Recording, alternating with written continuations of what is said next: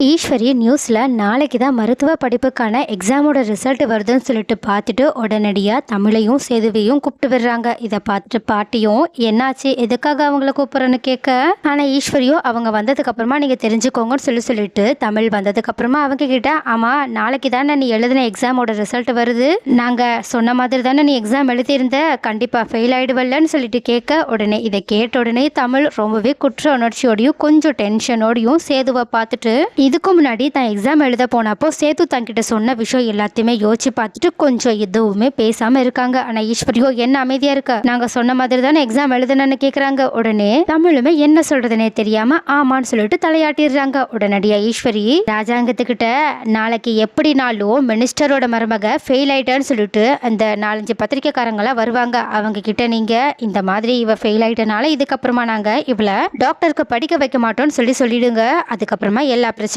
தீர்ந்துடும் சொல்றாங்க. உடனே ராஜாகமும் கொஞ்சம் யோசிச்சு பார்த்துட்டு, ஆமா நீ சொல்ற மாதிரியே செஞ்சிடலாம், ஏன்னா பவானி ஏற்கனவே காலேஜுக்கு போயிட்டு காதல் கீதல்னு சொல்லிட்டு பண்ணிட்டு வந்ததுனால நம்மளோட குடும்பத்துக்கு ரொம்பவே அவமானமா போயிடுச்சு. அதனாலதான் நம்ம குடும்பத்து பொண்ணுங்க வயசுக்கு வந்ததுக்கு அப்புறமா வீட்டை விட்டு வெளியே போக கூடாதுன்னு சொல்லிட்டு ஒரு முடிவு எடுத்தோம். ஆனா இப்போ நம்ம என்னதான் பவானியை மன்னிச்சு ஏத்துக்கிட்டு இருந்தாலும் இந்த முடிவை மட்டும் நம்மளால மாத்திக்கவே முடியல. அதனால என் மருமகளும் வீட்டை விட்டு வெளியே போய் படிக்கிறதுல எனக்கு சுத்தமா விருப்பம் இல்லை, அதனால நம்ம அதையே பண்ணிடலான்னு சொல்றாங்க. இதை கேட்டுட்டு ஈஸ்வரி தாமரன்னு சொல்லிட்டு எல்லாருமே செம்ம ஹாப்பியா இருக்காங்க. ஆனா என்ன, எக்ஸாம் ரொம்பவே நல்லா பண்ணிட்டு வந்த தமிழும் சேதுவும் தான் நாளைக்கு என்ன நடக்க போதோன்ற டென்ஷனோட இருக்காங்க.